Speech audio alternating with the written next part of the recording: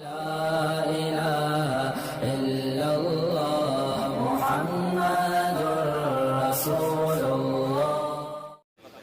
ہمارے نبی صلی اللہ علیہ وسلم کے پاس ایک صحابی آئے بھیک مانگنے کے لیے، صحیح حدیث ہے۔ لوگوں کو وہ حدیثیں تو یاد ہوتی ہیں جس میں صدقے کی ترغیب ہے، وہ بھی حدیثیں یاد رکھنی چاہیے، صدقہ کرنا چاہیے، اسٹائل یہ ہونا چاہیے، انداز یہ ہونا چاہیے جو میں آپ کو بتا رہا ہوں۔ صحابی آئے، انصاری صحابی، عرض کیا یا رسول اللہ گھر میں کیا ہے؟ فاقے، کچھ بھی نہیں ہے کھانے کو۔ وہ واقعی بیچارے مستحق تھے، انہیں تو نبی ویسے ہی دے دیتے نا، وہ جھوٹ تھوڑی بول رہے تھے نبی کی خدمت میں آ کے، کچھ بھی نہیں ہے گھر میں۔ آپ نے فرمایا کچھ تو ہوگا، سب صحابہ بیٹھے ہوئے ہیں، کچھ تو ہوگا۔ فرمایا صرف ایک پیالہ ہے، ظاہر ہے وہ پیالہ ہے جس میں ڈال کے کھانا کھاتے ہیں، وہی اگر بیچ دیں تو کھانا آئے گا تو پلیٹ ہی نہیں رہے گی گھر میں، برتن ہی نہیں رہے گا۔ آپ صلی اللہ علیہ وسلم فرمایا وہ پیالہ اٹھا کے لے آؤ۔ کیا کرو؟ یہ حدیث تو پیالے کے بارے میں، آپ نے جب کسی کو دیکھنا ہے تو آپ نے اپنے حساب سے اسے انٹرویو لے کے، یہ نہیں کہ پیالہ اٹھا کے لے آؤ کیونکہ حدیث میں آ رہا ہے۔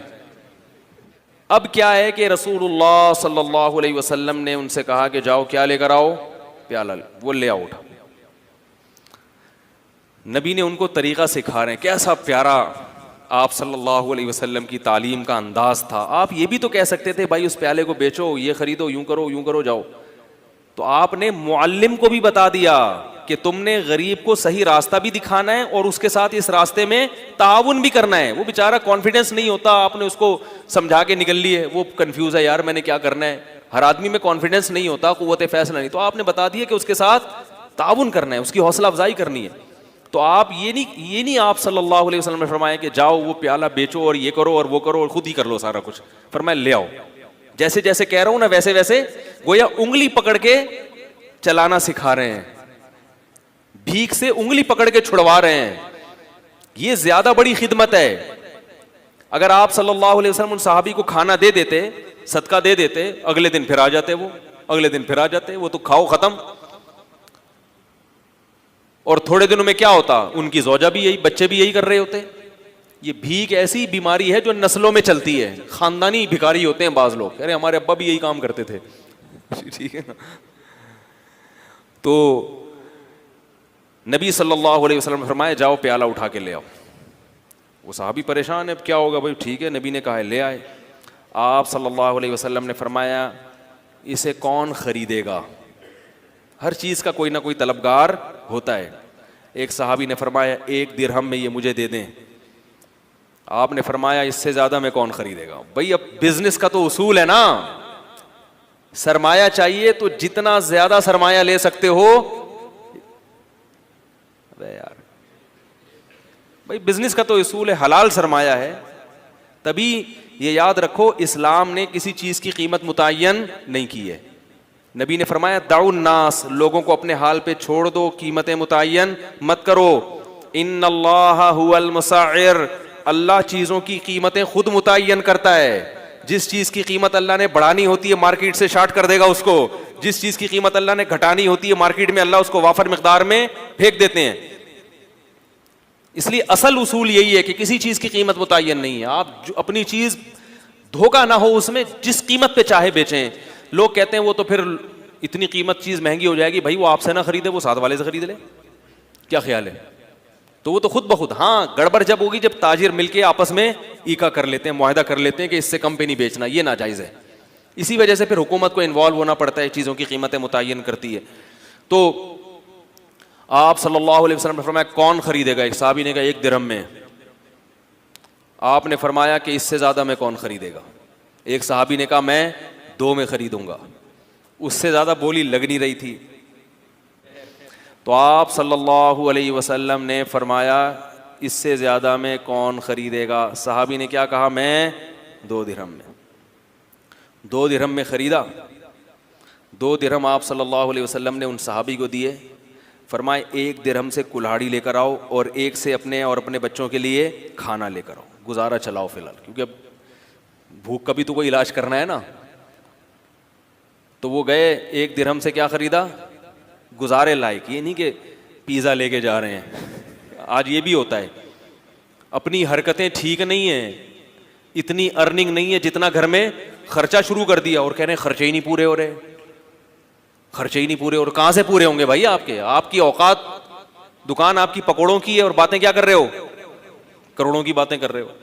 تو اپنی اوقات دیکھ کر اپنے پاؤں پھیلاؤ نا. وہ جو بھی بیچاروں کو ملا ہوگا جو کی روٹی, بھائی فی الحال بیگم میری اپنی عادت کیا ہے کہ میں اکثر میں کبھی بھی کوشش کرتا ہوں کسی بھیک مانگنے والے کو نہیں دوں, الا یہ کہ جب 100% اطمینان ہو جائے کہ واقعی یہ مستحق ہے اور کچھ کر نہیں سکتا, وہ ایک الگ بات. میں جب میرے پاس بھی لوگ کچھ صدقے وغیرہ کے پیسے بھیجتے ہیں, کچھ میں اپنی طرف سے بھی صدقہ کرتا ہوں, تو میں کسی مزدور کو تلاش کرتا ہوں, کیونکہ یہ پتا ہے کہ یہ بیچارہ اگر مالدار ہوتا تو اتنی ٹف مزدوری, بولو بھائی, نہ کر رہا ہو. یہ مالدار نہیں ہے تو یہ مزدوری کر رہا ہے. نمبر 2, یہ آدمی لالچی نہیں ہے. لالچی ہوتا تو محنت گڑھا تھوڑی کھود رہا ہوتا, وہ رکشا تھوڑی چلا رہا ہوتا. تو ایسے آدمی کو بغیر مانگے دے دو, اور سرسری غور کرو کہ زکوٰۃ کا مستحق ہے یا نہیں. اگر لگ رہا ہے تو زکوٰۃ بھی دے سکتے ہیں اس کو, نہیں تو صدقہ تو بہرحال, صدقے میں تو یہ کوئی قانون نہیں ہے, صدقہ تو مالدار کو بھی دیا جا سکتا ہے, تو غریب کو کیوں نہیں دیا جا سکتا؟ وہ تو اور زیادہ ثواب ہے اس میں. اور بعض دفعہ اگر میرے پاس کوئی بڑا اماؤنٹ ہو تو پھر میں کیا کرتا ہوں, میں کسی غریب سے یہ پوچھتا ہوں, جو انٹرویو لیتا ہوں نا, کہ بھائی آپ یہ کیوں کر رہے ہو, یہ کیا ہے. وہ اس کو نہیں پتا ہوتا یہ مولوی صاحب مجھے چندہ دیں گے. اگر پہلے پتا چل جائے نا تو پھر چھوڑو ہوتے ہیں. پھر آج کل یہ غریب کیا ہوتے ہیں, لمبی لمبی چھوڑنا شروع کر دیتے ہیں, کہہ رہے ہیں مجھے 2-3 کروڑ روپے مل جائے نا, پھر ایسی باتیں شروع کرتے ہیں. ان کو نہیں پتا, ویسا ہی ہے, ہیلو ہائے, اور بھائی طبیعت سیٹ انڈی والان خا ٹول مول. اگر پٹھان ہے تو تھوڑا سا پشتو مشتو ماری, پنجابی ہے تو تھوڑا سا اس میں, اور بھائی پہاڑ کی حال ہے تو ٹھیک ٹھاک ہو. اس طرح کی تھوڑی سی گلا شلنا کر کے تو تھوڑا سا اس کو مانوس کیا. اس کے بعد اس سے رپورٹ طلب کی, اور بھائی کیا کر رہے ہو, گھر بھر کیسا چل رہا ہے. تو جو عزت دار آدمی ہوتا ہے وہ پہلی دفعہ میں تو یہی کہے گا الحمدللہ اللہ کا دیا بہت کچھ ہے. اب یہ نہیں کہ ہم بھاگ گئے, اس کا مطلب ہے بندہ سفید پوش ہے, اللہ کا شکر ادا کر رہے ہیں. تو بھائی اللہ کا دیا ماشاءاللہ بہت کچھ ہے. بچے کتنے آپ کے؟ جی 2-3 درجن بچے ہیں ماشاءاللہ. ایک مثال دے رہا ہوں, ویسے ہوتے نہیں کسی کے. اور کون ہے گھر میں؟ یار ویسے ہی پوچھ رہا ہوں یار, تنخواہ کتنی ہے؟ کہنا الحمدللہ یہ دہاڑی ہو جاتی ہے. تو اس دہاڑی میں گزارا ہو جاتا ہے؟ ہاں بھائی ہو جاتا ہے. اس کا مطلب ہے کہ گزارا نہیں ہوتا, کیونکہ اس دہاڑی میں اسباب کی دنیا میں اتنے بچوں کے ساتھ گزارا نہیں ہوگا. تو بھائی اس کو لفافہ چپکے سے پکڑاؤ اور پتلی گلی سے نکل لو. اور اس سے زیادہ اچھا کام کیا ہے؟ بعض دفعہ یہ بھی میری کوشش ہوتی ہے, کبھی اس میں کامیاب ہوتا ہوں کبھی نہیں بھی ہوتا, اور کبھی یہ کوشش نہیں بھی کرتا, ٹائم ہی نہیں ہوتا. لیکن میں اس لیے آپ کو بتا رہا ہوں کہ بھائی یہ کام کریں گے تو انشاءاللہ انسانیت کی خدمت ہوگی, اپنی قوم کی خدمت ہوگی, اور اپاہج نہ بنائیں لوگوں کو. پھر میں اس سے کہتا ہوں کہ یار یہ آپ اس سے آسان کام کیوں نہیں کر لیتے؟ یا کوئی واقعی بے روزگار ہے, وہ ایسا بھی ہوا ہے, بھکاری آیا ہٹا کٹا, میں نے کہا آپ کچھ کرتے کیوں نہیں؟ کہہ رہے ہیں یار آج کل روزگار نہیں مل رہا, میں کیا کروں. میں نے کہا ٹھیک ہے آ جاؤ, ہماری مسجد میں کام ہو رہا تھا. میں نے کہا یار یہ سارا کام یہاں نمٹا دو, یہ کر لو, یہ گڈھا آپ کھود دو. آپ مجھ سے 100 روپے مانگ رہے ہو, میں آپ کو 2000 روپے دے دوں گا ایک دن کے, یا 3000 روپے دے دوں گا ایک دن کی دہاڑی. اب فوراً پتلی گلی سے نکل لیا. بھائی جب آپ ہٹے کٹے ہو, آپ کی باڈی سے لگ رہا ہے کہ آپ کدال کسی کے سر پہ بھی مار سکتے ہو, اتنی طاقت ہے. بھائی کیا کرنا ہے؟ اپاہج آدمی اللہ کو پسند نہیں ہے, اور اپاہج بنانے والے لوگ بھی اللہ کو پسند نہیں ہے.